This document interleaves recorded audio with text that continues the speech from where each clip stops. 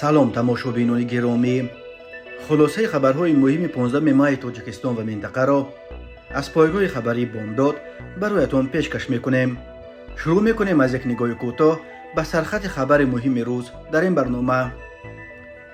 منع گردک کودکان پوشیدن لباس بیگانه و حج زیارت در تاجیکستان.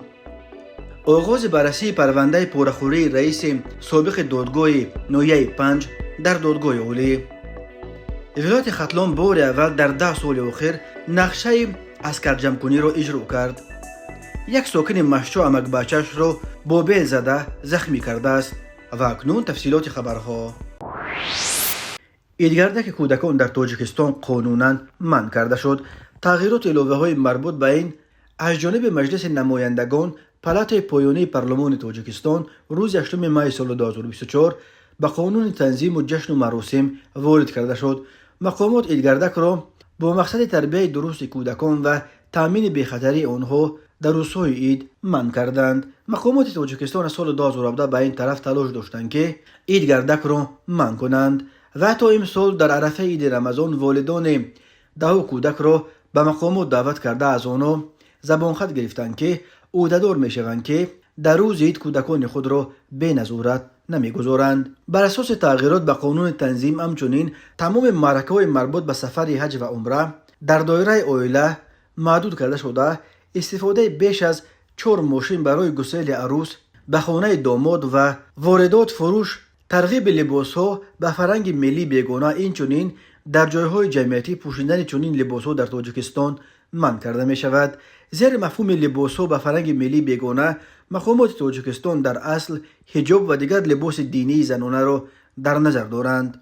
بنا به اطلاع نشریه رسمی پارلمان تاجیکستان صدای مردم، سلیمان دولتزاده رئیس کمیته دین و تنظیم جشن و مراسم ضمن معرفی تغییر و علاوه ها به قانونگذاری تنظیم به وکیلان گفته است در ماده 9 لایحه معیارهای مربوط به جشن‌های رسمی تکمیل داده شده به مقصد تربیت درست کودکان و تأمین بخطری آنها در روزهای عید رمضان و عید قربان اسرافکاری، زیاده روی، تقدیم شیرینی و دیگر تحفه ها منع کرده شد. دولتزاده تاکید کرده است که در کشورهای دیگر نیز گردک در شکل موجوده به مشاهده نمی رسد. رئیس کمیته دین درباره چه ضرورت داشتن منع گردک تفصیلات دیگر نداده است. همین طور در مراسم گسیل عروس به خانه داماد نیز استفاده بیش از 4 ماشین منع کرده شد. گذراندن نه زیاده از 2 معرکه در تویهای دامادی و عروسی اجازه داده می شود و تشکیل معرکه‌های دیگر به توی دامادی و عروسی علاقمند منع کرده شدند. به جای دادن ضیافت یا آش توی به شهروندان امکان صرف نمودن مبلغ‌ها برای کارهای خیریه از جمله ترمیم راه، کشیدن خط آب، ساختمان و یا تعمیر انشاءات اجتماعی و پل‌ها پیشنهاد کرده شد، گفته سلیمان دولتزاده. روز 9 مارس پرزیدنت تاجیکستان امامعلی رحمان در ملاقاتش با خادمان دین از گران و میانشکن شدن خراجات گسیل و پیشواز حاجیان انتقاد کرده بود. امامعلی رحمان گفت اولو هم هستند شخصانی که بعد بازگشت برای تشکیل مراسم‌های حج زیارت باز 2 برابر زیادتر مبلغ صرف می‌کنند. در نتیجه به سبب ادای حج یک نفر تمام اهل عائله مدت دراز به دشواری مالیوی گرفتار می‌گردد. رئیس کمیته دین گفت در پی انتقادهای پرزیدنت امامعلی رحمان در ماده 13 قانون تنظیم تغییرات وارد کرده شد که بر اساس آن در دایره عائله گذراندن معرکه‌های گسیل و پیشواز حاجیان پیش بینی گردیده، تقسیم تحفه‌ها، آرا دادن حوله، کوچه و محله و ماشین‌ها به خاطر حج یا عمره منع کرده شد و به حاجیان به جای معرکه‌های منع شده امکان انجام دادن کارهای خیریه و احسانکاری از جمله ترمیم راه، کشیدن خط آب، ساختمان و یا ترمیم انشاءات اجتماعی پیشنهاد کرده شد. دولتزاده گفت همین طور واردات، فروش، ترغیب لباس‌ها به فرهنگ ملی بیگانه، اینچنین در جایهای جمعیتی پوشاندن چنین لباس‌ها منع کرده می شود. قانون تنظیم و رسم آیین که سال 2007 قبول کرده شد و سال 2017 طلباتش باز هم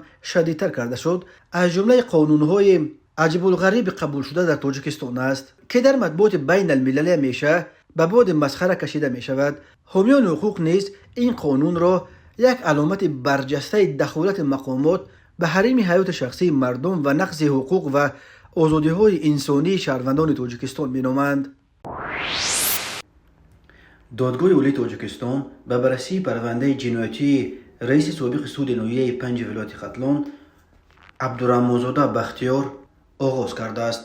بنا به اطلاع نشریه فرج، تقدیر منبعده دادرس درگذشته بلندپایه را همکسبش از دادگاه عالی دلیر خالق مرادزاده قضاوت خواهد کرد. سودیا خالق مرادزاده روز 15 ماه سال 2024 در صحبت با فرج از گفتن جزئیات مرافع خودداری کرده تنها همین قدر گفته است که فقط بعد قبول نیویی قرار دادگاه حق داریم به شما یگان معلومات دهیم. یادآور می‌شویم که رئیس مکنون سابق دادگاه ناحیه 5 بختیار عبدالرحمانزاده روز 25 ینور سال روان از جانب کارمندان ریاست اگنتی نظارت دولتی مالیوی و مبارزه با کروپسیا در ولایت ختلان بازداشت شده بود.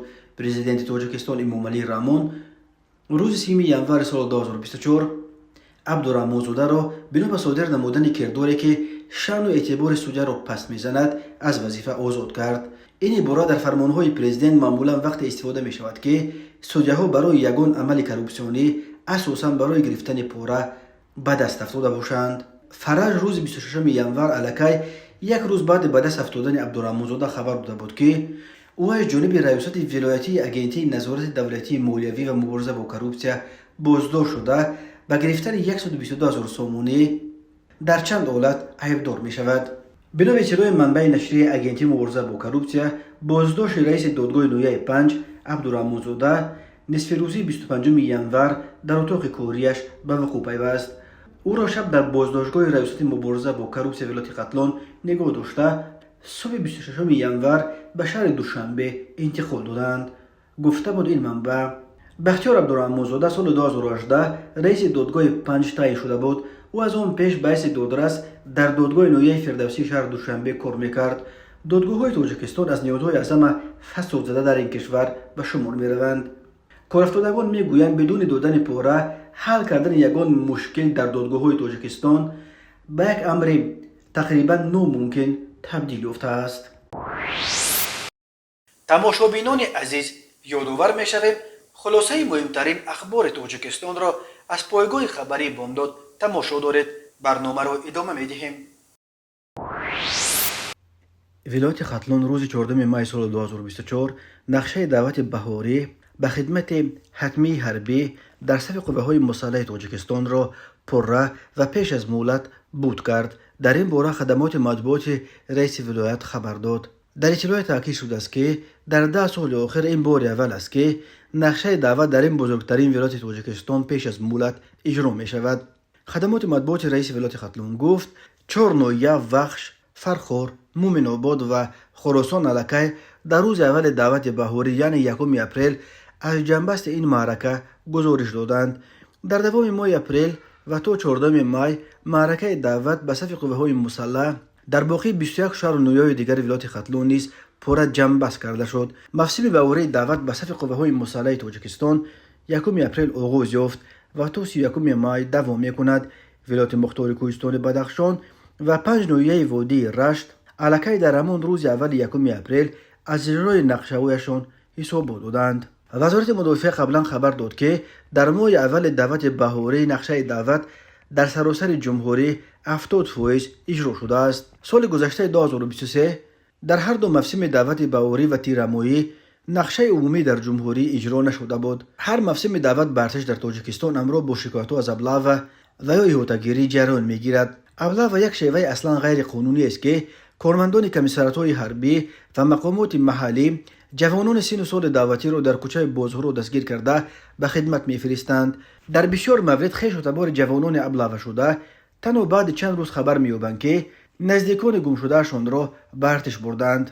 در جامعه چنین شیوه‌های مجبوراً به صف ارتش بردن جوانان را محکوم می‌کنند و می‌گویند مقامات حربی باید شرایط را در ارتش خوبتر کنند تا که والدان با دل پر فرزندانشان را به خدمت روان کنند و جوانان نیز از خدمت حربی نگریزند. فعالان جامعه شهروندی از رهبران تاجیکستان چندین بار دعوت کردند که به این تجربه ابلاغ که آبروی دولت را می‌ریزاند نقطه گذارند. рависоти корҳои дохилии шаҳри душанбе шоми 14 май соли 2024 аз боздошти 2 наврас барои дар ҳолати мастӣ вайрон намудани тартиботи ҷамъиятӣ хабар дод. шоми 13 май соли ҷорӣ тақрибан соати 21:00 як духтари ҷавони сокини шаҳри душанбе тавассути почтаи электронӣ ба мақомоти милитсияи пойтахт дар он хусус муроҷиат намуд, ки дар кӯчаи носир муҳаммад наздики собиқ бозори шоҳмансур ду ҷавонпесар ӯро дашному ҳақоратҳои қабеҳ дода шану шарофи ӯро пас заданд. дар натиҷаи пешбурди корҳои фаврию ҷустуҷӯӣ бо гузашти ҳамагӣ чанд соат аз ҷониби кормандони милитсия ҷавонони гумонбар муайян ва дастгир карда шуданд ва ба шӯъбаи корҳои дохилӣ дастрас карда шуданд. худи дастгиршудагон ва ё наздикони онҳо барои шарҳи қазия дастрас нестанд, вале бино ба гузориши маркази матбуоти милитсияи душанбе зимни санҷиш муайян гардид, ки инҳо шаҳрвандон маҳмадуллозода Абубакр соли тавлидаш 2004 ва ноболиғ ғоибов мебошанд. дастгиршуда муҳаммадуллозода дар ҳолати мастӣ қарор дошта дар макони ҷамъиятӣ нисбат ба ҷавондухтари муроҷиаткунанда чунин амали зиштро раво дидааст.